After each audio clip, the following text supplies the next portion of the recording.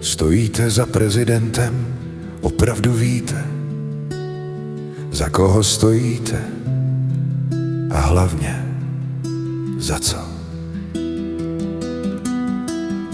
Za řeči o hodnotách, když se mlčí o moci, za projevy o klidu, když se ohýbá zákon potichu v noci, za kulisy z náměstí, za kamery světla, střih, za obraz pro cizí titulky a ticho pro vlastní lidi. Stojíte za prezidentem, který si osobuje víc, než mu patří, který z role hlavy státu dělá filtr, kdo smí a kdo nestačí. Stojíte za prezidentem, když se z ústavy stává zvyk, když se právo mění v gesto a odpovědnost v mediální trik.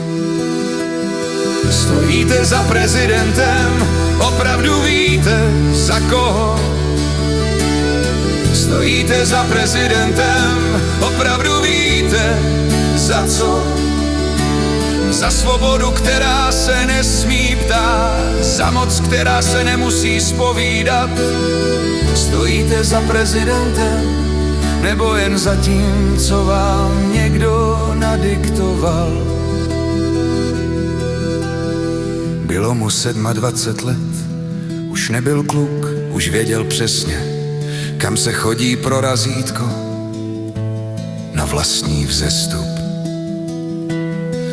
27 let, když dal souhlas okupaci, aby se šlo výš, aby se otevřely dveře ke kariéře a rotaci. To nebyla naivita, to nebyl omyl mládí, to byla vědomá volba, jak se přežívá v cizí moci. A dnes ten samý člověk mluví o morálce a vině. Dnes ten samý člověk rozdává známky jiným. Dnes se řeší cizí statusy, cizí slova, cizí profil. Ale minulost na hradě se opatrně obchází obloukem a mlčí. Stojíte za prezidentem, opravdu víte za koho. Stojíte za prezidentem, opravdu víte za co. Za svobodu, která se nesmí ptát, za moc, která se nemusí zpovídat. Stojíte za prezidentem, nebo jen za obrazem, který vám někdo prodal. Demokracie není transparent, není pódium ani dav. Demokracie je chvíle, kdy se ptáš i tam, kde to bolí nejvíc a nahlas. Není to potlesk na povel, není to správná strana dějin. Je to odpor proti moci, která si zvykla, že jí nikdo nestojí v cestě. Až vás znovu vyfotí, jak stojíte ve správné řadě.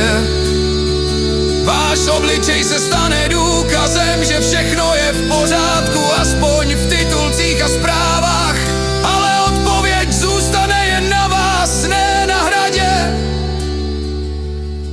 ne v médiích, ne na pódiu. Stojíte za prezidentem, opravdu víte za koho. Stojíte za prezidentem, opravdu víte za co. Já nestojím za tichem k moci, já nestojím za mlčením k vině. Já stojím jen za právem ptát se, když se z prezidenta dělá nedotknutelný symbol.